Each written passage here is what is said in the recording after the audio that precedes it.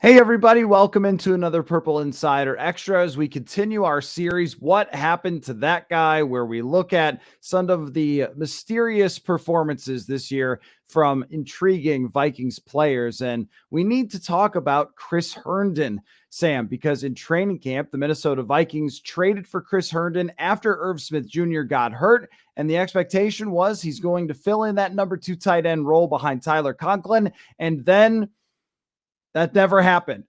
He did catch a touchdown once this year, but aside from that, Chris Herndon was an essential no-show for the entire season. He was not injured. What happened to Chris Herndon? Yeah, there was a period of time where I think his penalties exceeded his receptions. And even by the end of the year, there was not a big difference between the two. You knew it was bad when they brought in Luke Stalker, basically out of, street clothes, and he quickly jumped him on the depth chart. And even CJ Ham was getting more tight end reps pretty often, more than Chris Herndon. That's just an ill-conceived trade. And I get that they've done this before where they perceive a need in August and they try to make a last-second deal. And so often these fail, Coller. I mean, you can go as big as Sam Bradford and you can nitpick about, how good he was or wasn't. But, trading for Brett Jones, bringing in George Iloka, these last-second acquisitions rarely have panned out for this team. And with Herndon, you were trying to capture kind of the 1 year of success he had with New York, but he had completely tuned out with the Jets. I mean, for 2 years and a training camp, he had done virtually nothing. They were very unhappy with him in New York and were willing to trade for him. And they were probably like, licking their chops, a 4th-round pick for Chris Herndon. Yes, sign us up. We'll do that deal in a heartbeat. So for a 1-year rental, I mean, there's just a horrible value trade. What happened to him? I just don't think he was very talented, and I don't think he understood sort of what they were trying to do offensively. I mean, the Vikings really do ask a lot of their tight ends. They want them to block excessively more than most tight ends would. So that was probably a responsibility he wasn't familiar with. But just, having some offensive talent over the middle of the field and being able to run sharp routes and make some contested catches, I don't know if he really ever did much of that in New York. So to expect him to do it here with no time in the system was probably foolhardy from the get-go. Well, I do think that this is a thing about looking at someone's catches and yards that sometimes they don't always point to what that player is really able to do. And it might be the case with Chris Herndon. He came into the league, got some targets in his first year, and then people were convinced that he was a rising star when maybe that wasn't necessarily the case. He also had some injuries along the way. But the thing that is just befuddling about this and is the big mystery of Chris Herndon is why it took a 4th-round draft pick. I mean, when you think about late August trades and those last moves before cuts happen, usually you're talking about 6th and 7th. And if the Vikings had traded a 6th or a 7th round draft pick to get Chris Herndon, I don't think anybody would have batted an eye when it didn't work out. We wouldn't have said, well, what were you thinking? But now to not have a 4th-round draft pick, you're talking about the Vikings at this moment only have a 1st, 2nd, and 3rd, and then nothing, and then a 5th and a couple of 6th. Like, that's not a whole lot to work with in the NFL draft, in part because they thought it was very important to trade for the New York Jets 4th-string tight end that they were clearly going to cut. And I think that this is somewhat symptomatic of what Rick Spielman had done in recent years, because this isn't the only one of those that was a decent draft pick that immediately blew up in their face. Akari Vedvik is the one I'm thinking of, the kicker / punter, because they got nervous that Dan Bailey didn't look good in training camp and neither did their punter Matt Weil. And so they panicked and traded for a guy who does both. And actually he did neither. And I mean, that is a more puzzling trade maybe than Chris Herndon, because you understand that in their offense, they needed tight ends. And I think it hurt them to not have an effective number 2 tight end like they had in the past with Irv Smith Jr. But the value that they paid out for someone who was clearly declining where they were for such a difficult position.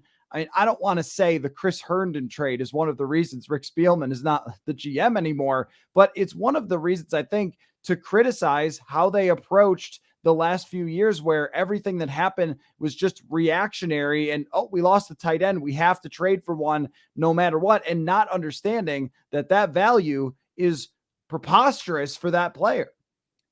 Yeah, and that also contributes to the trade back mentality that Spielman had, where he would give away assets and then feel the need to retrieve them on draft day, which meant trading back and sometimes passing on better players. So that's a part of it too.